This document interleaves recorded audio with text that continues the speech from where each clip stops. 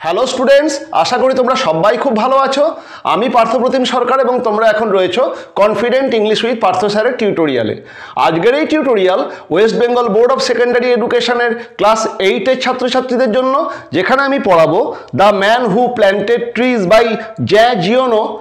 সে বিখ্যাত ফরাসি ছোট গল্পকার জ্যা জিওনোর লেখা দ্য ম্যান হু প্ল্যান্টেড ট্রিজের পার্ট 3 অংশটি। ওকে, দুটি টিউটোরিয়ালে দ্য ম্যান হু প্ল্যান্টেড ট্রিজের পার্ট 1 এবং পার্ট 2 অংশ আমরা পড়েছি, গল্পটির বঙ্গানুবাদ করেছি, যাবতীয় অ্যাক্টিভিটিসগুলো করেছি। আর আজকে দ্য ম্যান হু প্ল্যান্টেড ট্রিজের যেটা শেষের অংশ অর্থাৎ পার্ট 3 আমরা সেটা পড়বো এবং যে বাকি অ্যাক্টিভিটিসগুলো রয়েছে আমরা সেগুলো করে নেব, কারণ অলরেডি তোমাদের 2-1 দিনের মধ্যেই অ্যানুয়াল পরীক্ষা হবে, কাজেই আমাকে আজকেই সেটা শেষ করে দিতে হবে। ঠিক আছে, হয়তো ভিডিওটা একটু বড় হবে কিন্তু দেখে নিও। চলো শুরু করি। আমরা প্রথম দুটো টিউটোরিয়ালে দেখেছি যে লেখক একটি ল্যাভেন্ডার গাছ ভর্তি একটা প্রত্যন্ত অঞ্চলে একবার হেঁটে যাচ্ছিলেন এবং হেঁটে যেতে যেতে তিনি এমন একটা জায়গায় গিয়ে পৌঁছলেন যে জায়গাতে কোনো মনুষ্য বসতি নেই এবং আশেপাশে কোথাও যে মনুষ্য বসতি আছে বা জলের ব্যবস্থা আছে এরকম কোনো সন্ধান তিনি পাননি। এরকমই সময় তার সঙ্গে এক মেষপালকের দেখা হয়। সেই মেষপালক তাকে তার কুটিরে বা কুড়ে ঘরে নিয়ে যায়, তাকে স্যুপ খেতে দেয়, জল খেতে দেয় এবং সেই মেষপালকের কুড়ে ঘরের লেখক রাত কাটাবেন বলে মনস্থির। মেষপালকের কুটিরে লেখক এক অদ্ভুত অভিজ্ঞতার সম্মুখীন হন। তিনি সেখানে গিয়ে দেখেন যে মেষপালকটি একটি ব্যাগ থেকে বেশ কিছু ওক গাছের বীজ বের করছে এবং তারপরে প্রায় 100টির মতো বীজ, মানে ওক গাছের বীজ মেষপালকটি খুব যত্ন সহকারে পরীক্ষা করছে এবং 100টি বীজকে সে খারাপ এবং ভালোকে আলাদা করে রাখছে। তা কেন এই মেষপালকটি 100টি ওক গাছের বীজকে বাছলো বা মেষপালকের হাবভাব দেখে লেখকের মধ্যে একটা কৌতূহলের জন্ম হচ্ছে, এতটা পর্যন্ত আমরা পড়েছি। আজকে আমরা জানতে পারবো সেই বীজগুলো দিয়ে এই মেষপালক কী করবে বা লেখকের কৌতূহলের কিভাবে অবসান হচ্ছে সেই ঘটনাটা। Okay, before going out the next day he soaked in a bucket of water the acorns that he had so carefully chosen and counted. পরের দিন ঘর থেকে বেরোবার আগে সেই মেষপালকটি যে ওক গাছের বীজগুলোকে খুব যত্ন করে সে আগের দিন বেছে রেখেছিল সেগুলোকে এক বালতি জলে ভিজিয়ে নিল। He carried an iron rod too as a walking stick. শুধুমাত্র তাই না, সে তার সঙ্গে হাঁটার যেন একটা লাঠি, হাঁটার লাঠি হিসাবে একটা লোহার দণ্ডও নিল। মানে পরের দিন আমরা দেখছি এই মেষপালকটি তার ঘর থেকে বেরোচ্ছে এবং সে বেরোবার আগে আগের দিন যে 100টি ওক গাছের বীজ সে বেছে রেখেছিল সেই বীজগুলোকে এক বালতি জলের মধ্যে ভিজিয়ে নিল এবং সঙ্গে একটা লোহার দণ্ড বা লাঠি নিল, মানে যেন হাঁটার সাহায্য করার জন্য যে লাঠিগুলো লোকেরা ব্যবহার করে সেরকমই সে একটা লোহার দণ্ড বা লাঠি নিল। He invited me to come along with him. সে আমাকে তার সঙ্গে যাওয়ার জন্য আমন্ত্রণ জানালো, মানে সে চাচ্ছে, সে লেখককেও আমন্ত্রণ জানালো যে তুমিও আমার সঙ্গে এসো, দেখো আমি কি করছি। Having arrived at the place he had been heading for, he began to pound his iron rod into the ground. যে স্থানে যাবে বলে সে মনস্থ করেছিল সেই স্থানে পৌঁছাবার পরে সে তার ওই লৌহ দণ্ড দিয়ে এক একটা স্থানেতে জোরে জোরে আঘাত করতে লাগলো। মানে সে ওই লৌহ দণ্ড দিয়ে ছোট ছোট গর্ত খুঁড়তে লাগলো। যে স্থানে যাবে বলে সে মনস্থির করেছিল সেই স্থানে পৌঁছবার পর সে তার ওই হাতের লোহার যে দণ্ডটি রয়েছে বা লাঠিটি রয়েছে সেটা দিয়ে স্থানে স্থানে আঘাত করতে লাগলো এবং ছোট ছোট গর্ত খুঁড়তে লাগলো।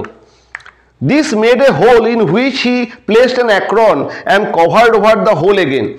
এই ছোট ছোট গর্তের মধ্যে সে একটা একটা করে এই ওক গাছের বীজকে পুঁততে লাগলো এবং তার উপরে আবার সে যত্ন করে গর্তটাকে বুঝিয়ে দিল বা মাটি চাপা দিয়ে দিল। মানে সে একাধিক ওই লৌহদণ্ড দিয়ে একাধিক গর্ত করছে, মানে 100টা গর্ত করছে এবং সেই গর্তের মধ্যে সে একটা করে ওক গাছের বীজ গর্তের মধ্যে স্থাপন করছে এবং গর্তটাকে আবার মাটি দিয়ে ঢেকেছে, ওক গাছের বীজগুলোকে বপন করছে যাতে পরবর্তী ক্ষেত্রে সেখান থেকে ওক গাছের জন্ম। He was planting oak tree.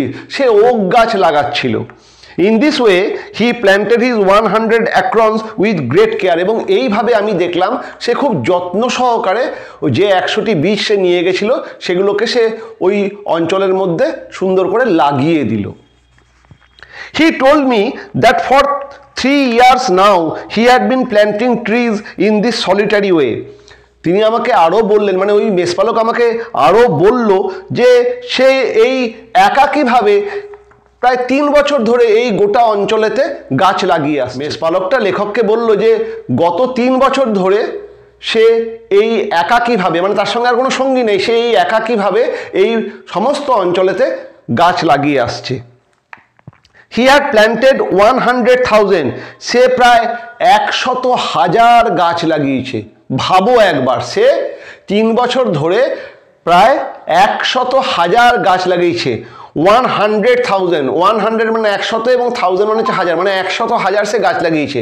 এবং এর কথাটা মানে কি করে সে এই কাউন্টটা করছে, তার কারণ আমরা দেখছি যে প্রতিদিন 100টা করেই বীজ নিয়ে আসছে, মানে সে কাউন্ট করে করে নিয়েই বেরোচ্ছে এবং সেইভাবে সে কাউন্ট করেছে, সে 100,000 গাছ মানে বীজ বপন করেছে।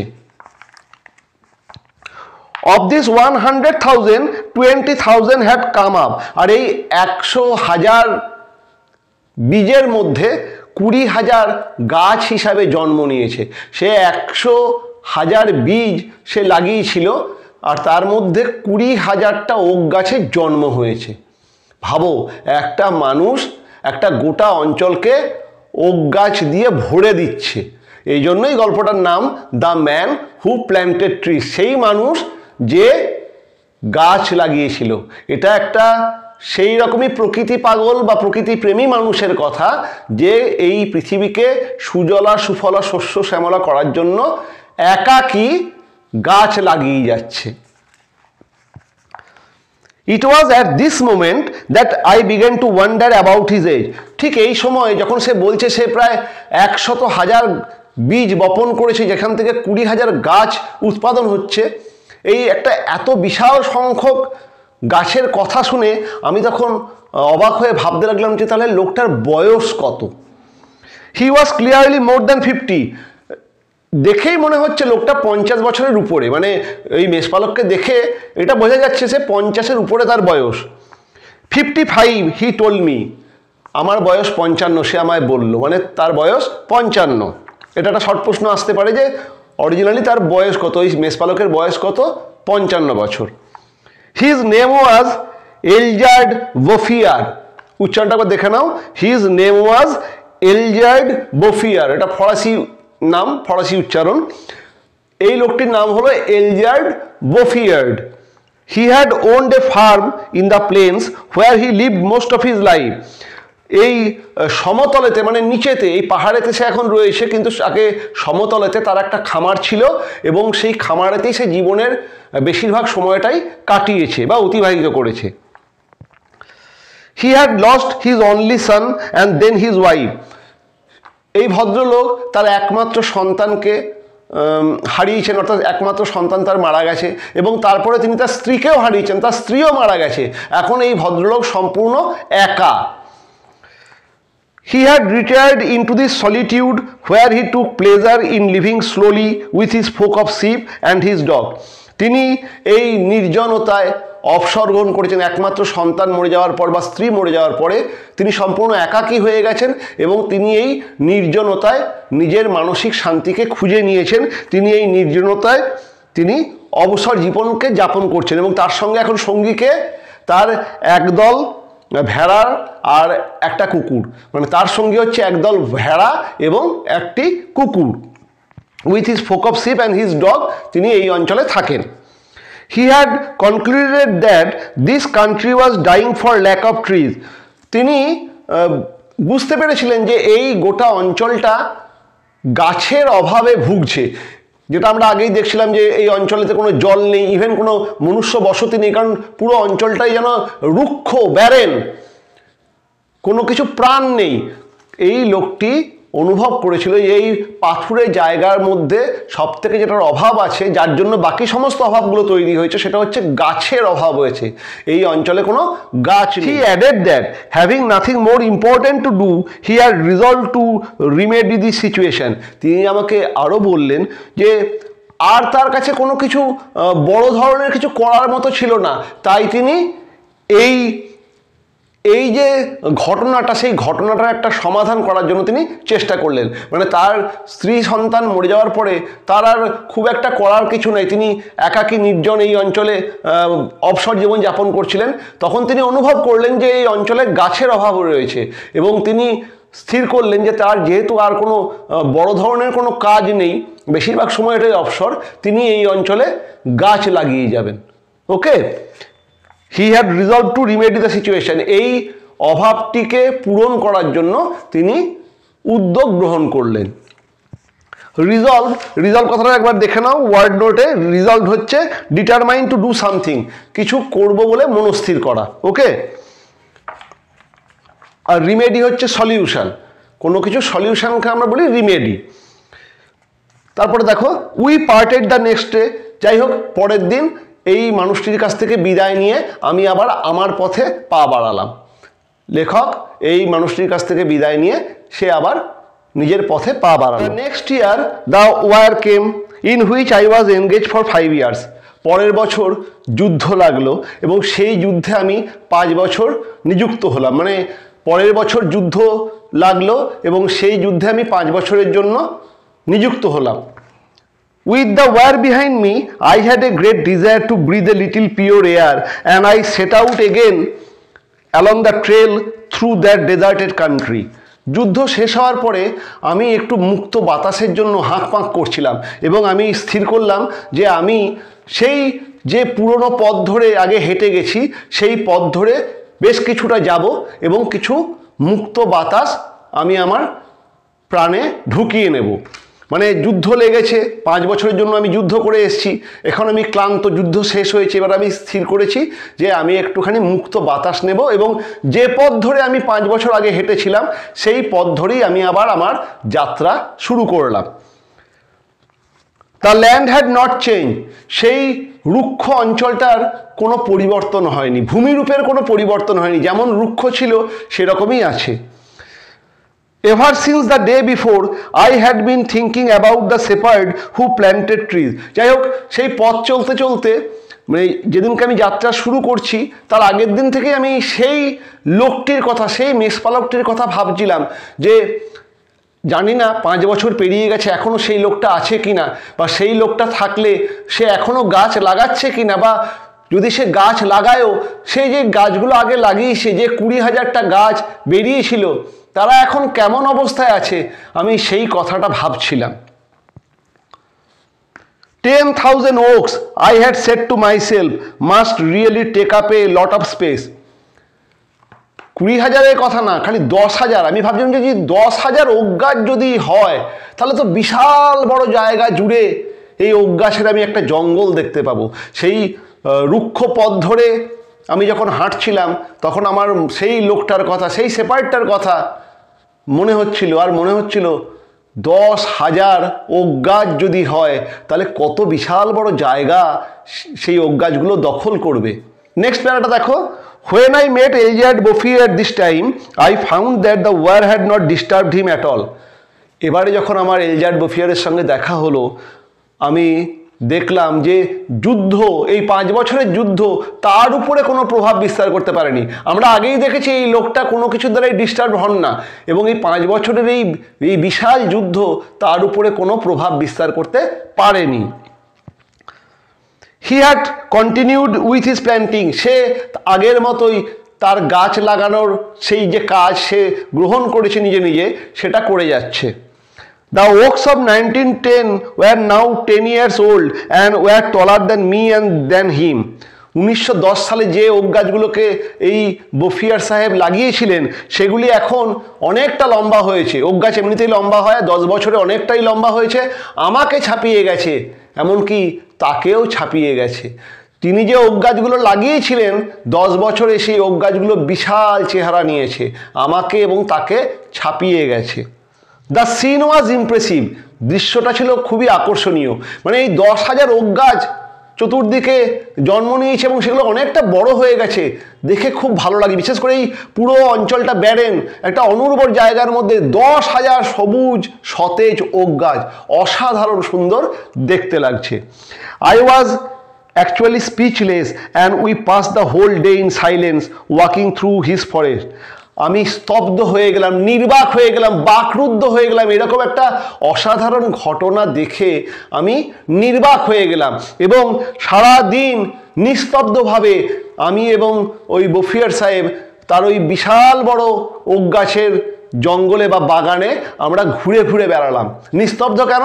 কারণ আমাদের মানে তিনি তো এমনিতেই চুপচাপ মানুষ বফিয়ার সাহেব, আর আমার মুখ ভাষাহীন। এই বিশাল দৃশ্যকল্প দেখে আমি স্তব্ধ, আমি মুগ্ধ। যাই হোক, এই জঙ্গলেতে আমি নিস্তব্ধভাবে ঘুরে বেড়ালাম। ইট was in 3 sections, 11 kilometers long overall and at its widest point 3 kilometers wide. এই জঙ্গলের 3টে অংশ, 11 কিলোমিটার লং ওভারঅল। সামগ্রিকভাবে এই জঙ্গলটার দৈর্ঘ্য 11 কিলোমিটার, মানে এই ভদ্রলোক 11 কিলোমিটার জুড়ে এই ওক গাছগুলোকে লাগিয়েছেন এবং সারাদিন ধরে আমি সেই জঙ্গলটাকে ঘুরলাম। And at is widest point 3 kilometers wide, এবং প্রশস্ত অংশে মানে লম্বাতে 11 কিলোমিটার আর চওড়াতে 3 কিলোমিটার, এই 11 লম্বায় 11 কিলোমিটার এবং চওড়ায় 3 কিলোমিটার, এই বিশাল বড় পরিধি জুড়ে এই ভদ্রলোক ওক গাছ লাগিয়েছেন এবং সেই ওক গাছগুলো এখন বড় হয়েছে, একটা বিশাল বড় জঙ্গল তৈরি হয়েছে। আমি দেখে স্তব্ধ হয়ে গেলাম। When I considered that this had all sprung from the hands and from the soul of this one man without technical aids, it struck me that men could be as effective as God in domains other than destruction. একটা অসাধারণ sentence দিয়ে Jean Gionee তার এই ছোট গল্প শেষ করছেন। কি বলছেন তিনি? When I considered that this had all sprung from the hands and from the soul of this one man without technical aids, যখন আমি এটাকে বিবেচনা করলাম, যখন আমি এটা ভাবলাম যে এই সমস্ত জীবন বা এই সমস্ত গাছগুলোর জন্ম হয়েছে কি এই একটা লোকের হাত এবং হৃদয় থেকে, মানে একটা লোক একার হাতে এত গাছ লাগিয়েছে এবং সেই লোকটা হৃদয়বান বলে, পৃথিবীর প্রতি তার একটা দায়িত্ববোধ রয়েছে বলে সে এই কর্মযজ্ঞে একাকী অংশগ্রহণ করেছে এবং এই গাছগুলোকে লাগিয়েছে এবং তার সঙ্গে কোনো রকম টেকনিক্যাল এইডস বা তার সঙ্গে কোনো প্রযুক্তি ছিল না। সে ওই একটা লোহার দণ্ড নিয়ে এই মাটিটাকে খুঁড়ে খুঁড়ে একটার পর একটা গাছ বসিয়ে গেছে, কোনো প্রযুক্তিরও সে সাহায্য নেয়নি। তখন আমার মাথাতে এই ভাবনাটা জন্ম নিল, it struck me that men could be as effective as God in domains other than destruction. যে আমার এই উপলব্ধি হলো যে ধ্বংসের ক্ষেত্র ছাড়া, ডিস্ট্রাকশন মানে ধ্বংস, এই ধ্বংসের ক্ষেত্র ছাড়া অন্যান্য ক্ষেত্রে মানুষ ঈশ্বরের মতোই ক্ষমতাবান হতে পারে। It struck me that men could be as effective as God in domains other than destruction. যে ধ্বংসের ক্ষেত্র ছাড়া জীবনের অন্যান্য ক্ষেত্রে ইচ্ছা থাকলেই মানুষ ভগবানের মতোই সৃষ্টিশীল হতে পারে, মানুষ ভগবানের মতোই ক্ষমতাশালী হতে পারে। ভগবান যেমন জীবনের জন্ম দেয়, মানুষও জীবনের জন্ম দিতে পারে বা জীবনের জয়গান গাইতে পারে। অসাধারণ সেন্টেন্স দিয়ে the man who planted trees এই গল্পটা শেষ হয়েছে, যেখানে আমরা একটা মানুষের কথা জানছি, এলজার্ড বফিয়ের, যিনি একাকী একটা ওক গাছের জঙ্গল তৈরি করেছেন, মানে একটা ওক গাছের জঙ্গলের জন্ম দিয়েছেন। সেই মানুষের কথা আমরা পড়লাম। অ্যাক্টিভিটি 13 অর্থাৎ the man who planted trees এই গল্পটা শেষ হয়ে গেল, আর ইনফ্যাক্ট বইও শেষ হয়ে গেল। রয়েছে কিছু অ্যাক্টিভিটি, চলো আমরা অ্যাক্টিভিটিটা করে নিই, তারপরে ভালো করে পড়ে তোমরা পরীক্ষা দিতে যাও, ঠিক আছে? তারপরে আবার পরের বছর দেখা হবে ভালো রেজাল্টের সাথে। আমাকে জানিও যে কেমন পরীক্ষা তোমরা দিচ্ছ। Activity 6, right T for true and F for false statements in the given boxes. যেটা সঠিক তার পাশে আমরা সেই বক্সের পাশে টি বা ট্রু লিখব, আর ভুলের পাশে আমরা এফ বা ফলস লিখব। Give supporting statements for each of your answer, এবং প্রত্যেকটির জন্য একটি করে সাপোর্টিং স্টেটমেন্ট আমাদেরকে দিতে হবে। এখানে একটা কথা তোমাদের বলে রাখি, এই রকম ট্রু ফলস যদি সাপোর্টিং স্টেটমেন্ট দিয়ে আসে, ট্রু ফলসটাকে কিন্তু আগে ঠিক করতে হবে। তুমি সাপোর্টিং স্টেটমেন্ট মানে এটাতে যখন এরকম true false with supporting statement একটা প্রশ্নের জন্য 2 নম্বর করে থাকলে 2 নম্বর করে থাকবে। ট্রু ফলস সেটাকে সিলেক্ট করার জন্য 1 নম্বর এবং সাপোর্টিং স্টেটমেন্টটাকে দেওয়ার জন্য 1 নম্বর।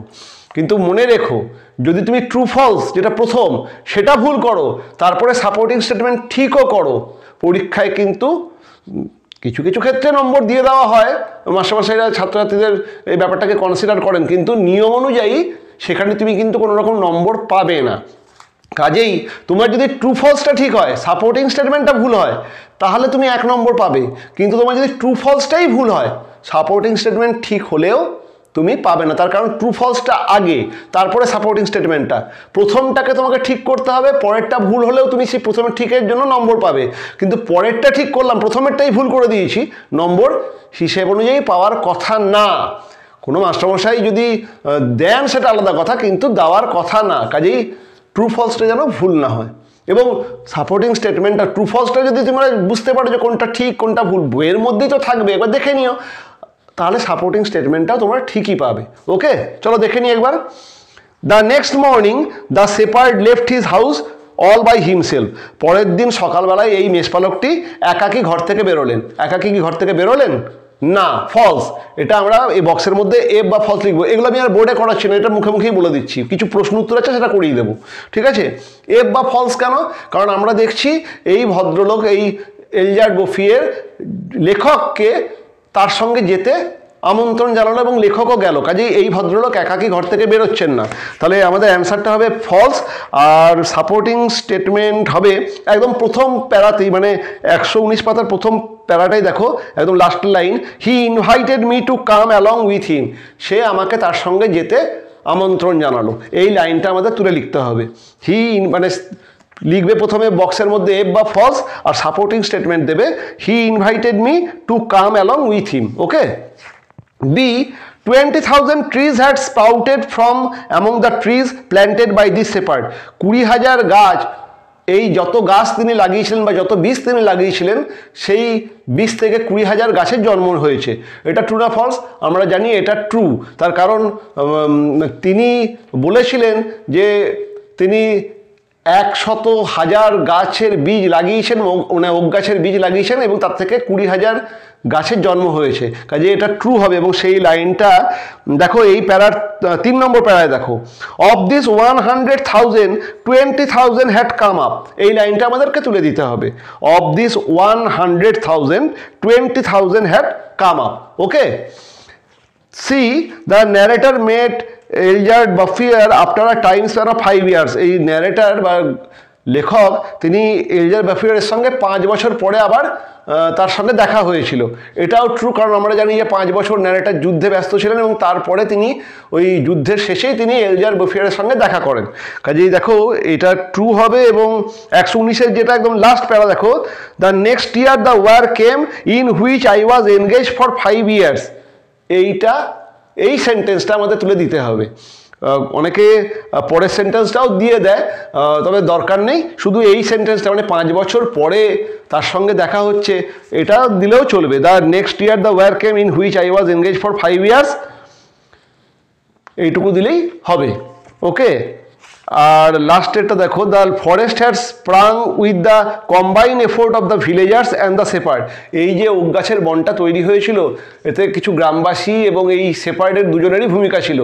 আমরা জানি এটা ফলস, কারণ সম্পূর্ণ একাকী এই লোকটি এই বনটিকে বা এই ওক গাছের জঙ্গলটিকে তৈরি করেছেন। কাজে এটা হবে ফলস। এবং উত্তরটা আমরা লিখব এই 120 পাতার একদম লাস্টের প্যারায় দেখো, all sprang from the hands and from the soul of this one man।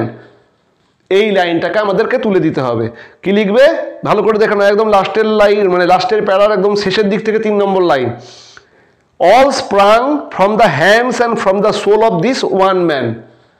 এই লাইনটাকে আমাদেরকে তুলে দিতে হবে, মানে এই সেন্টেন্সটা আমরা রেফারেন্স হিসাবে ইউজ করব। ঠিক আছে, তাহলে এটা হলো activity 6। Activity 7 answer the following questions, এখানে 4টে প্রশ্ন দেওয়া আছে। এই 4টে প্রশ্নের উত্তর আমি তোমাদেরকে বোর্ডে লিখিয়ে দেবো, কারণ এগুলোকে একটু বলে দিতে হবে, লিখেই দিতে হবে। এটা আমি পরে করাচ্ছি, একদম শেষে করাচ্ছি, ঠিক আছে? তার আগে অ্যাক্টিভিটি 8-এর A B C D আর 9 এইগুলো আমি আগে করিয়ে দিই, মানে এইগুলো মুখেই বলে দিচ্ছি। আর ওই অ্যাক্টিভিটি 7 যেটা প্রশ্ন উত্তর সেটা আমি বোর্ডে করিয়ে দেবো। অ্যাক্টিভিটি 8-এর এতে আছে combine the following pairs of sentences by using infinitives. Infinitives দিয়ে এই দুটো করে সেন্টেন্স বা বাক্য দেওয়া আছে, সেগুলোকে জয়েন করতে হবে, মানে দুটো সেন্টেন্সকে একটা সেন্টেন্সে পরিণত করতে হবে by using infinitives. Number 1, my mother went to Agra stop she wanted to visit the Taj Mahal. আমার মা আগ্রা গেছিলেন এবং তিনি তাজমহল ভিজিট করতে চেয়েছিলেন, তাই এর অ্যান্সারটা কী হবে? Mother went to Agra two visit the Taj Mahal. Okay. Number 2, the man held a meeting stop. He wanted to select a manager for the factory. কি হবে answer? The man held a meeting to select a manager for the factory. The man held a meeting to select a manager for the factory. The school has appointed a new teacher. Stop. He would teach Bengali to the students. কি হবে answer? The school has appointed a new teacher to teach Bengali to the students. The school has appointed a new teacher to teach Bengali to the students. Activity 8-এর B দেখো, fill in the blanks with present perfect continuous tense. ব্র্যাকেটের মধ্যে যে ওয়ার্ডগুলো আছে তার present perfect continuous টেন্সে তৈরি করে আমাদেরকে এই শূন্যস্থানগুলোকে পূর্ণ করতে হবে। নাম্বার 1, দ্য ডগ ব্র্যাকেটে বার্ক সিন্স লাস্ট নাইট। খুব সোজা, the dog has been barking since last night. The dog bark since last night কী হবে? The dog has been barking. পরপর সবকটা একই রকমই হবে। The man read the newspaper for 2 hours. কী হবে? The man has been reading newspaper for 2 hours. The man রিডটাকে আমাদেরকে চেঞ্জ করতে হবে, the man has been reading the newspaper for 2 hours. The students prepare themselves for the quiz competition for several months. The students have been preparing themselves for the quiz competition for several months. The students have been preparing for the quiz competition for several months. লাস্টেরটা, mother cook dinner for all of us throughout the evening. Mother has been cooking dinner for all of us throughout the evening. Mother has been cooking dinner for all of us throughout the evening. Okay. Activity 8-এর C, change the underline verbs into the past perfect continuous tense. নিচে যে দাগ দেওয়া যে ভার্বগুলো রয়েছে এগুলোকে past perfect continuous টেন্সে পরিবর্তন করতে হবে। কি আছে? Number 1, he said that he had tried to contact us over phone since 8 o'clock that day. এটার পাস্ট পারফেক্ট টেন্সে করলে কি হবে? He said that he had been trying to contact us over phone since 8 o'clock that day. আছে he said that he had tried to contact us. ঠিক আছে, এটা এই হ্যাড ট্রাইডটাকে চেঞ্জ করলে যদি আমরা পাস্ট পারফেক্ট কন্টিনিউয়াসে করি তাহলে কী হবে? Had been trying. তাহলে he said that he had been trying to contact us over phone since 8 o'clock that day. Okay. Number 2, for a long time they had planned to visit the caves of Ajanta and Ellora.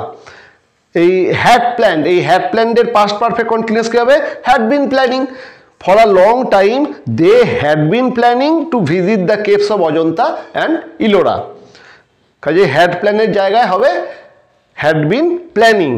Number 3, the actor who had played the part of Netaji became ill after the show. এই had played এর যদি আমরা past perfect continuous করি কি হবে? had been playing. The actor who had been playing the part of Netaji became ill after the show. Number 4, my sister explained that she got up late because she had studied till midnight. এই had studied এটা যদি আমরা past perfect continuous করি কি হবে? Had been studying. তাহলে কি হবে? My sister explain that she got up late because she had been studying till midnight. Okay. Activity 8-এর D, change the following sentences into indirect speech, মানে narration change করা। Indirect speech আমাদের করতে হবে। Number 1, মোহন shed inverted কোটের মধ্যে my brother will leave tomorrow. তাহলে কি হবে? মোহন সেড দ্যাট, আমরা এই যে মোহন সেডের পর যে কমা আছে কমাটাকে তুলে দেব, তার বদলে আমরা দ্যাট বসাচ্ছি আর এই ইনভার্টেড কমাটাও তুলে দেব। Mohan said that his brother would leave the next day. Mohan said that his brother would leave the next day. Mohan said my brother will leave tomorrow. Mohan বলল যে আমার ভাই আগামীকাল চলে যাবে। তাহলে Mohan said that his brother, my brother জায়গায় হয়ে যাচ্ছে his brother, will leave tomorrow কি হবে? Would leave the next day. Tomorrow হচ্ছে the next day. Okay. Number 2, my friend said to me I will be grateful if you help me now. তোমাদের এগুলো লিখিয়ে দিলে ভালো হতো, কিন্তু আজকে আর মানে এটা শেষ করতে হবে, অতটা সময় আর নেই। আমি প্রশ্ন উত্তরগুলো লিখিয়ে দেব, এগুলো বলে দিচ্ছি, জাস্ট একটু লিখে নাও। My friend said to me I will be grateful if you help me now. এটার অ্যান্সার কী হবে? My friend told me that he would be grateful if I helped him then. My friend told me that he would be grateful if I helped him then. নাওটা then হয়ে যাবে। Number 3, the child said to his father, কোটেশনের মধ্যে please give me a toy. The child said to his father please give me a toy, মানে ছেলেটা তার বাবাকে এটা অনুরোধ করছে, রিকোয়েস্ট করছে, তাহলে আমরা সেই কথাটাকে ইউজ করব। The child requested his father to give him a toy. The child said to his father please give me a toy, সেটা আমরা বলবো the child requested his father, সে তার বাবাকে রিকোয়েস্ট করছে টু গিভ হিম, সেই ছেলেটিকে give him a toy. Number 4, oh what a hot day it is today said Rita. Rita বলছে ওহ কি গরম, মানে রিতা তার একটা বিরক্তি প্রকাশ করছে। তাহলে কি বলবো যে রিতা খুব বিরক্তি প্রকাশ করে বলছে আজকে খুব গরম, এটা হচ্ছে আছে। তাহলে আমরা লিখব Rita exclaimed with disgust that it was a very hot day that day.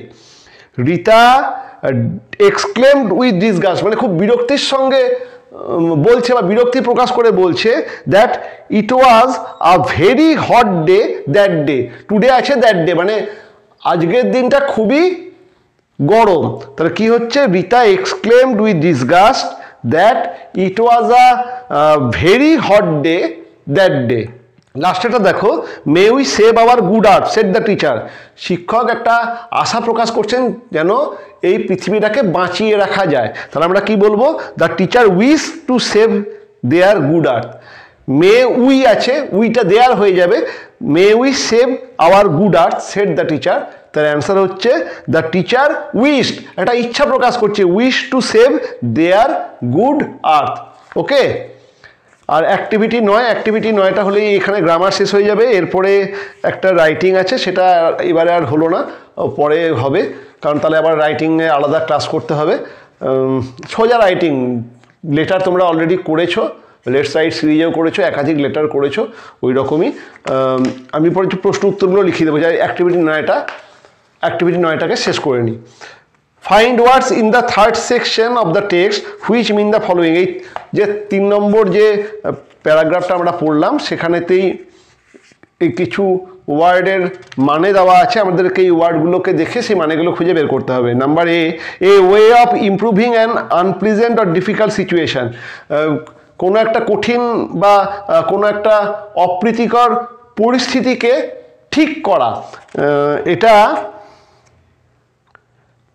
দেখো, এটা দেওয়া আছে, একদম চলে এসো 119-এর 4 নম্বর প্যারায়। এই প্রথম যে গোলাপি রঙের যে ওয়ার্ডটা আছে রিজলভ, দেখছো তো? রিজলভটা নয় কিন্তু, রিজলভ টু রিমেডি। রিমেডি কথাটার অর্থ হলো, আমরা আগে বলেছি যে কোনো কিছুকে ঠিক করা। তাহলে এখানে দিয়েছে a way of improving an unpleasant or difficult situation, একটা অপ্রীতিকর পরিস্থিতিকে কাটিয়ে ওঠা। একে আমরা এক কথায় বলবো রিমেডি, REMEDY। ওকে।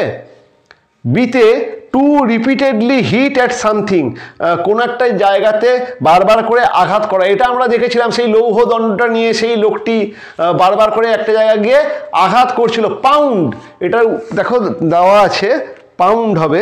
একদম সেকেন্ড প্যারায় দেখো, having arrive at the place he had been heading for he began to pound his iron rod into the ground. Pound মানে হচ্ছে কোনো একটা জায়গায় বারবার করে আঘাত করা। ওকে, নেক্সট দেখো, a place with no people in it, এমন একটা স্থান যেখানে কোনো লোক বাস করে না। খুব সোজা, সলিটিউড। সলিটিউড মানে হচ্ছে এমন একটা স্থান যেখানে কেউ বাস করে না বা নির্জন।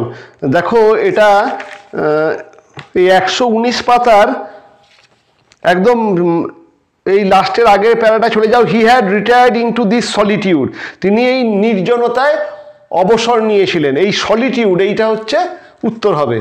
ওকে, a place with no people in it, solitude. এবং লাস্ট হচ্ছে লেফট উইথ নো ওয়ার্ডস, কোনো কথা বলার মতো অবস্থায় নেই, স্পিচলেস। এই যে এই জঙ্গলটি দেখে আমরা দেখছি লেখক স্পিচলেস হয়ে গেলেন।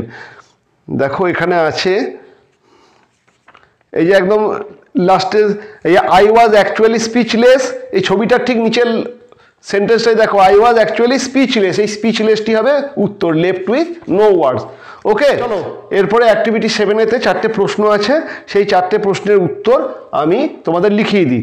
আমি আর প্রশ্নগুলো লিখবো না, আমি খালি উত্তরগুলো লিখিয়ে দিচ্ছি, কারণ আমি একবারেতেই আমি এই 4টে উত্তর লিখিয়ে দেবো। প্রশ্ন লিখলে জায়গায় কোলাবে না, প্রশ্নগুলো তোমরা দেখে নিও, আমি বলে দেবো।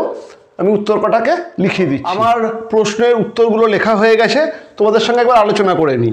প্রশ্নটা আছে প্রথমে, হাউ ডিড এলজার্ড বোফিয়ার প্ল্যান্ট দ্য অ্যাক্রনস, কীভাবে এলজার্ড বোফিয়ার এই ওক গাছের বীজগুলোকে বপন করেছিলেন বা ওক গাছের বীজগুলোকে পুঁতেছিলেন। Elzeard Bouffier made a hole by pounding his iron rod into the ground, placed an acorn and covered the hole again. একদম বইয়ে যা আছে হুবহু তাই লিখবে। Elzeard Bouffier made a hole by pounding his iron rod into the ground, যে লৌহদণ্ডটা নিয়ে গেছিলেন সেটা দিয়ে তিনি মাটির গায়ে আঘাত করে একটা করে গর্ত তৈরি করেছিলেন। প্লেসড অ্যান অ্যাক্রন, একটা করে ওক গাছের বীজ সেখানে বপন করেছিলেন। And covered over the hole again, এবং তারপরে সেই গর্তটিকে আবার মাটি দিয়ে বুঝিয়ে দিয়েছিলেন।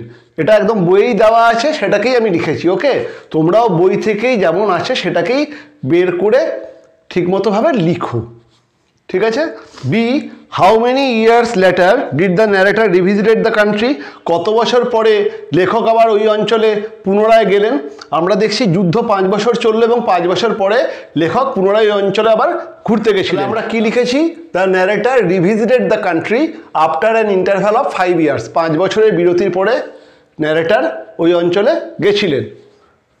নাম্বার সিতে দেখো, কোটেশনের মধ্যে, I found that the war had not disturb him at all, why do you think that the war had not been able to disturb Elzeard Bouffier, কেন তুমি মনে করছো যে এই যুদ্ধ এলজার্ড বোফিয়ারের উপরে কোনো প্রভাব ফেলতে পারেনি?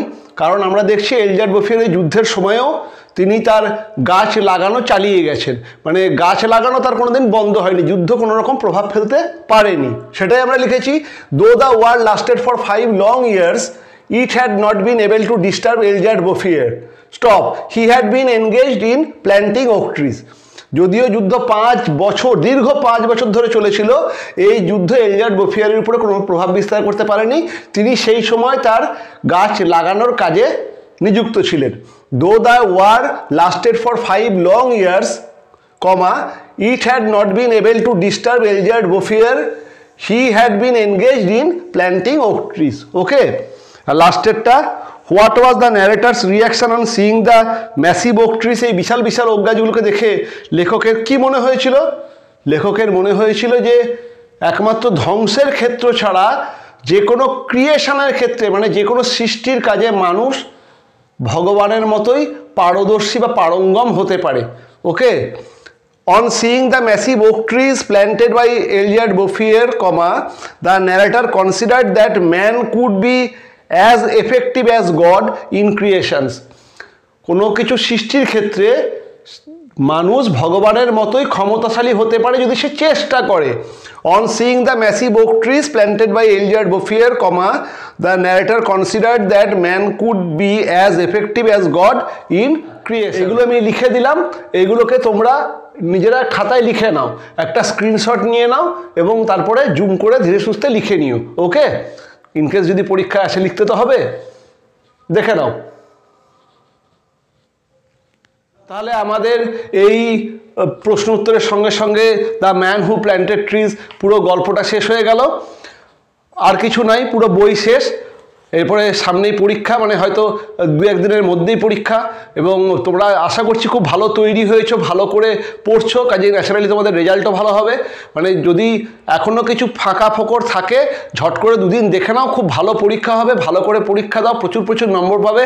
রাইটিংয়ের জন্য একবার লেটস রাইট সিরিজের যে সমস্ত টপিকগুলোকে করিয়েছি সেগুলোকেও একবার দেখে নিও, ওকে? তোমাদের ভালোই হবে, আর মোটামুটি ওগুলোকে প্র্যাকটিস করলে তোমরা সবই পারবে এবং খুব ভালো রেজাল্ট হবে। আর তারপরে ক্লাস 9-এ নতুনভাবে তোমাদের সঙ্গে দেখা হচ্ছে। Best of luck. ও ভালো কথা, কেমন পরীক্ষা হলো, কি পেলে জানিও কিন্তু, ঠিক আছে?